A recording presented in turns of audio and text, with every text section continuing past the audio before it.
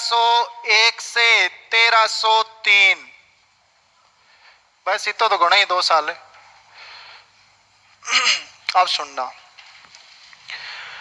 जो राहुल रतन सिंह है ना, इनके पापा का नाम तो पता ही आपको क्या था, समर सिंह था। क्या नाम था? समर सिंह था। अब राहुल रतन सिंह, पापा का नाम समर सिंह है, इनकी पत्नी पद्मनी,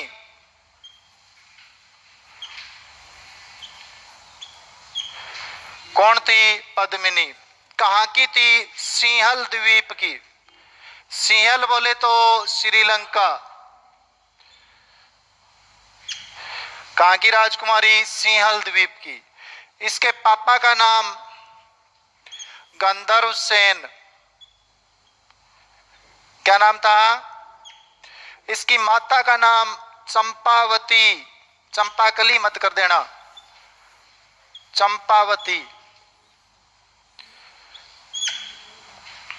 माता का नाम क्या था? चंपावती। इसका चाचा था गोरा। इसका चचेरा भाई बादल।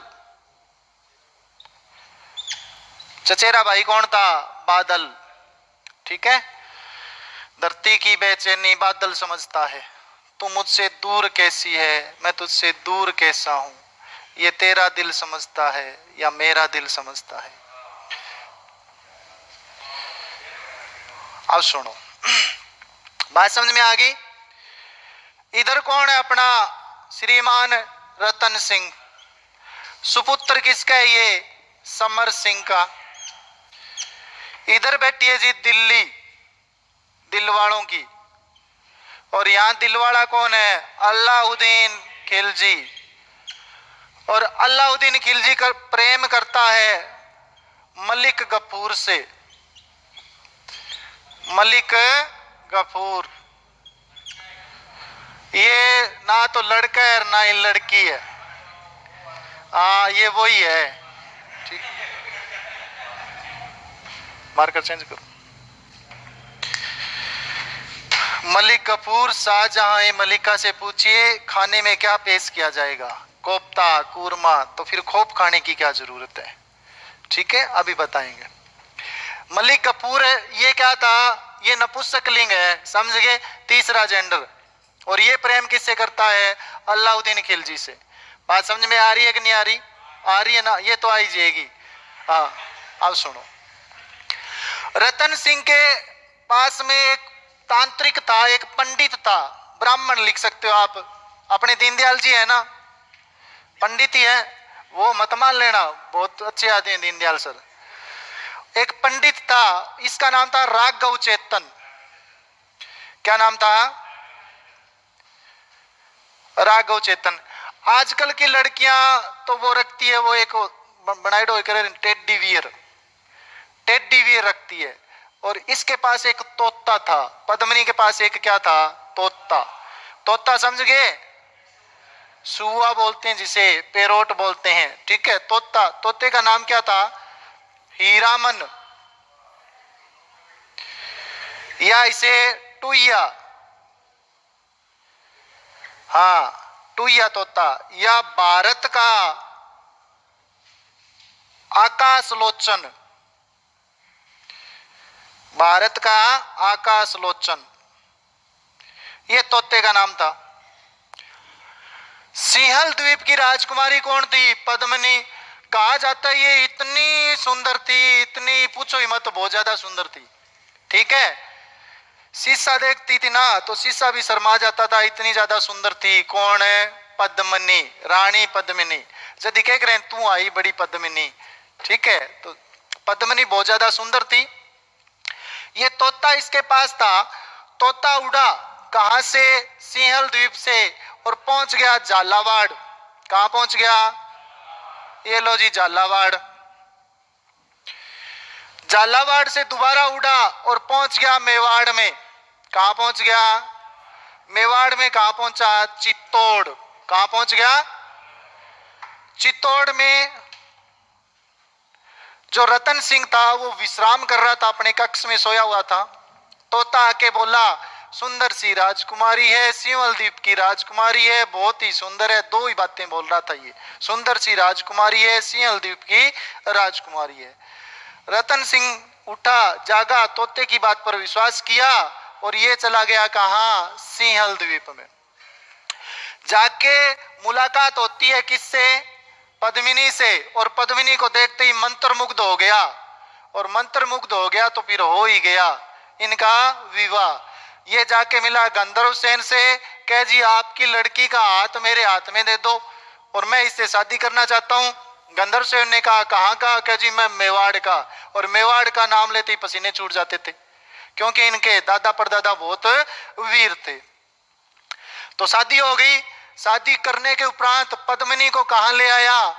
रतन सिंह मेवाड़ में।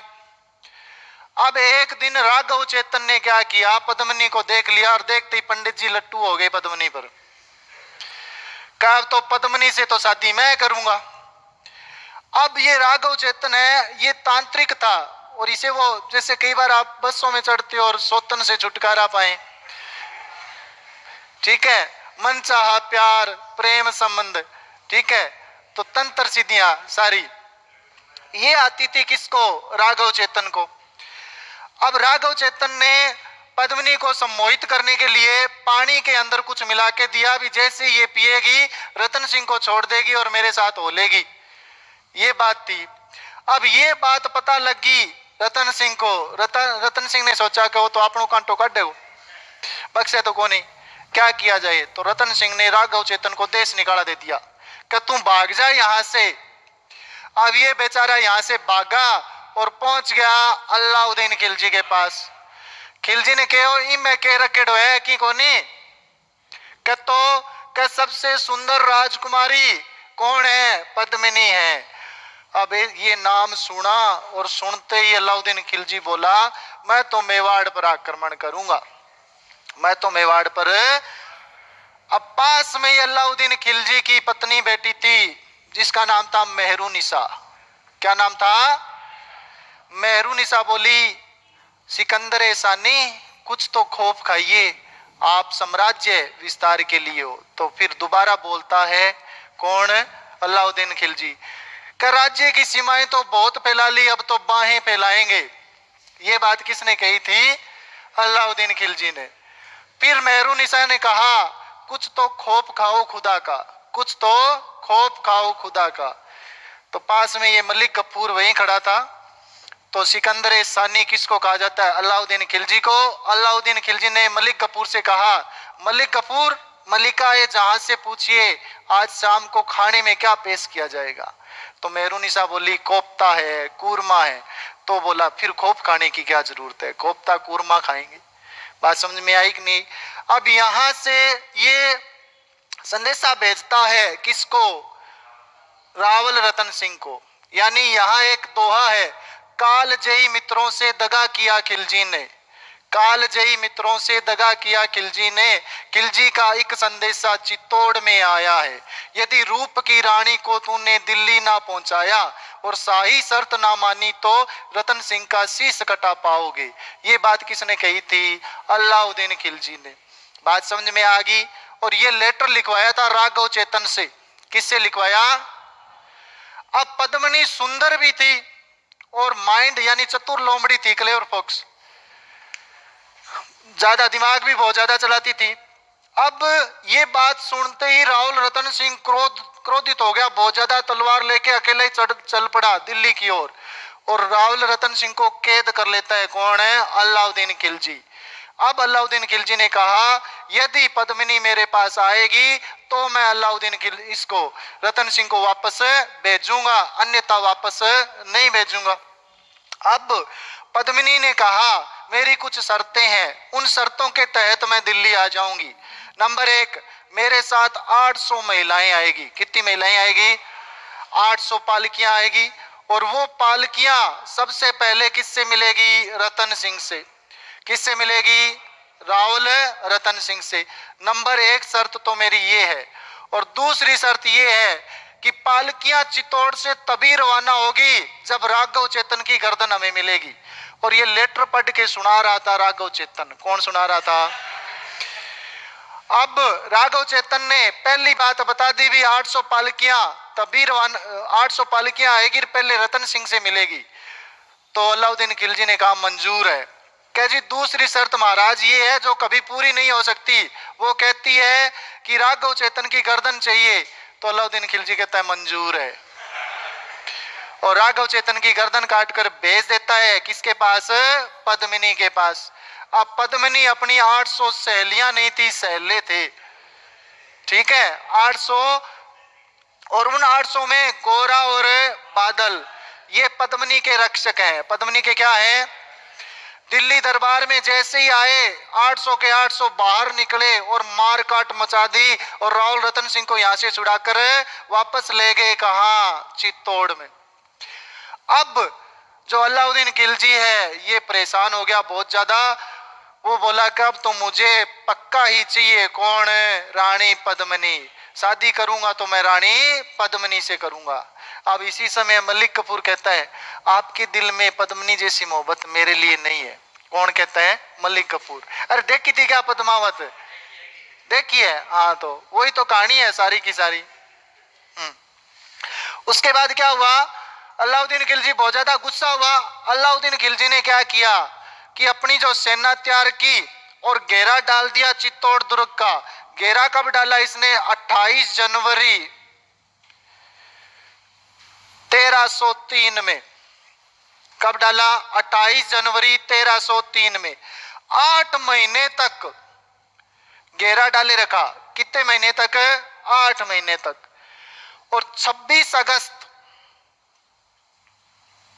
1303 को युद्ध होगा।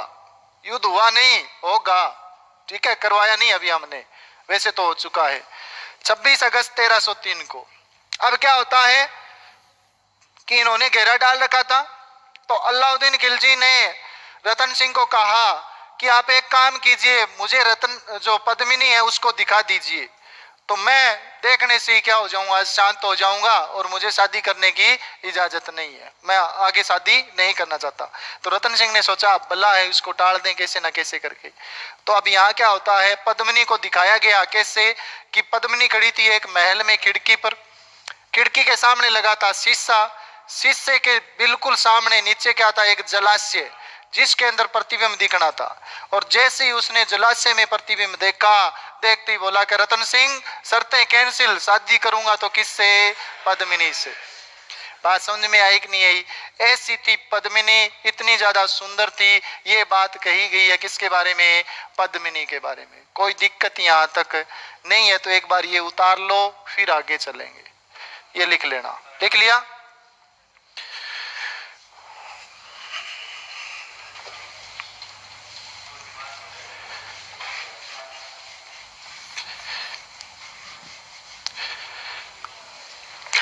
अब देखो जी 26 अगस्त 1303 को भयंकर युद्ध हुआ, और युद्ध में रतन सिंह मारा गया। रतन सिंह मारा गया, और पीछे कौन रहेगी? पद्मिनी। कौन रहेगी? पद्मिनी रहेगी। पद्मिनी ने कहा जाता है 1600 महिलाओं के साथ, कितनी महिलाओं के साथ? 1600 महिलाओं के साथ जोहर किया, और ये हो गया आपका चित्तौड़ का प्रथम साका। प्रथम साका, साका चित्तौड़ का। अब पद्मिनी हाथ नहीं आई किसके? अलाउद्दीन खिलजी के। बात समझ में आई को नहीं आई? और आजकल की लड़कियां होती पद्मिनी की जगह तो एक फोन तो अलाउद्दीन खिलजी ने करा, एक रतन सिंह ने करा, ठीक है। हाँ, बैलेंस साडे कोलों पवा लेंदी है, गल्ला होरा नाल मार के मुका लेंदी है, ठीक है। हाँ, बात समझ में आ गई होगी? साका कोई दिक्कत नहीं है। अब आगे बताता हूं आगे क्या हुआ।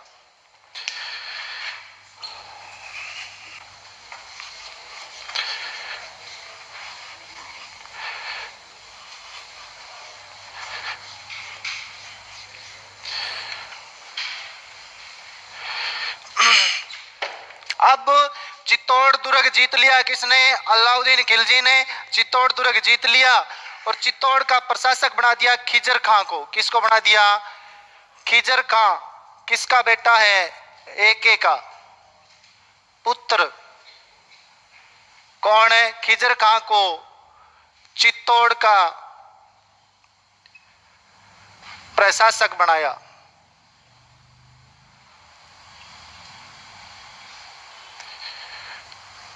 और खिजर खां के नाम पर चित्तौड़ का नाम क्या रख दिया? खिजराबाद। चित्तौड़ का नामकरण क्या कर दिया? खिजराबाद। क्या कर दिया? खिजराबाद। और इसी खिजर खां ने जी.एच. ओझा कहता है, कौन कहता है? जी.एच. ओझा, कि गंभीरी नदी पर, कौन सी नदी पर? गंभीरी पर एक पुल बनवाया था। एक क्या बनवाया? पुल बनवाया।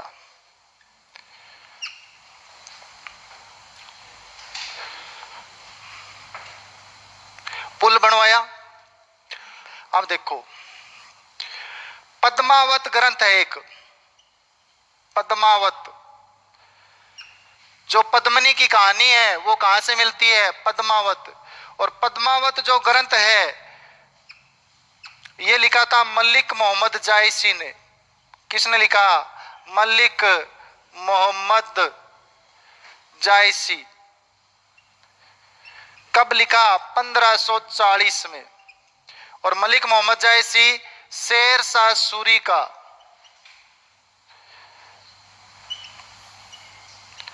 दरबारी था। किसका दरबारी था? शेर शाह सूरी का। और यह ग्रंथ लिखा अवधी भाषा में। कौन सी भाषा में? अवधी। अवधी भाषा, अयोध्या की जो भाषा थी कौन सी है? अवधी। इस युद्ध का आंखों देखा हाल, कौन सा युद्ध?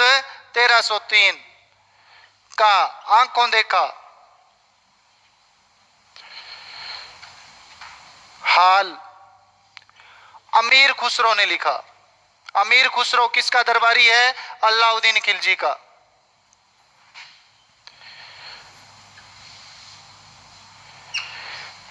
अमीर खुसरो ने। और दो ग्रंथ लिखे इसने,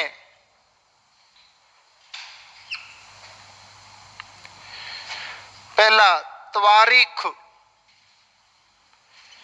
ए इलाही और दूसरा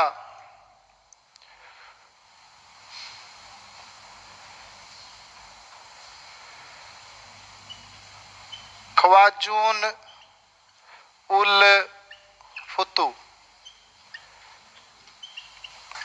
और ये जो पद्मावत है ये किस पर आधारित है? इसी ग्रंथ पर है।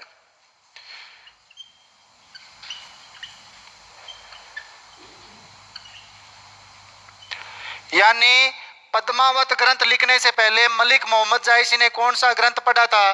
ख्वाजून उल फुतू पढ़ा था। ठीक है।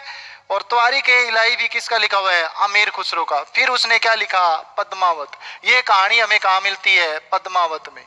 ठीक है। और जो सूर्यमल मिश्रण है, कौन है? सूर्यमल मिश्रण इस कहानी को झूठा मानता है, इसे झूठ मानता है। वो कहता है अलाउद्दीन खिलजी ने साम्राज्यवादी नीति के तहत, साम्राज्य विस्तार करने की नीति के तहत आक्रमण किया था। कहां? चित्तौड़ पर। कौन कहता है? सूर्यमल मिश्रण, जो राजस्थान के राज्य कवि है। इल्ला ने देनिया अपनी हलरिया हुलराए, ये इनका प्रसिद्ध दोहा भी है। ठीक है। और वंश भास्कर के रचयिता भी है। कौन? सूर्यमल मिश्रण या सूर्यमल मिश्रण है वैसे पूरा नाम इनका। ये होगी बात समझ में आ गई? कोई दिक्कत यहां तक?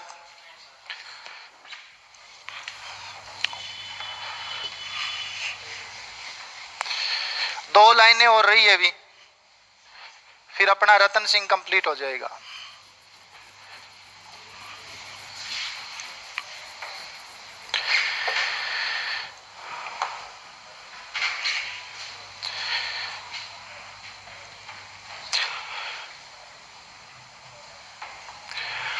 अलाउद्दीन खिलजी ने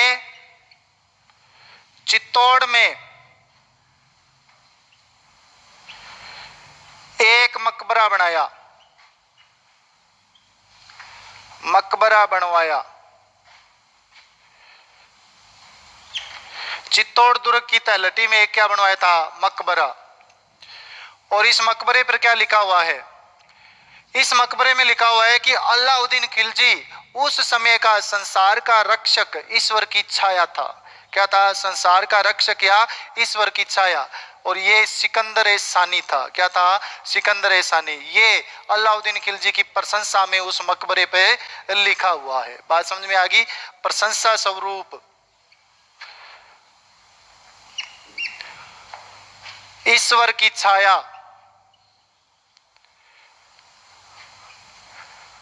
और संसार का रक्षक।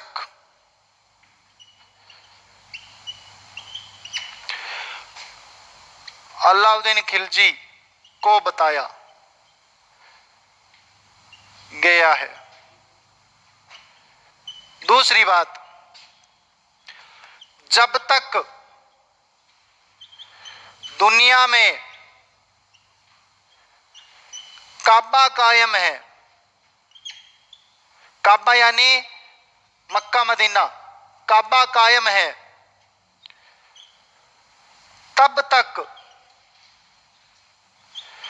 सिकंदर सानी, सिकंदर सानी कौन है? अलाउद्दीन खिलजी का राज कायम है।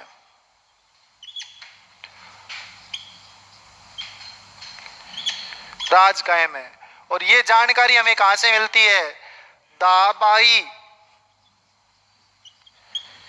पीर की,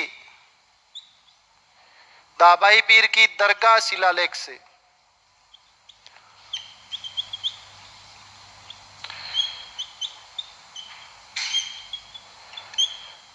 ये आपका रतन सिंह हैप्पी एंडिंग है।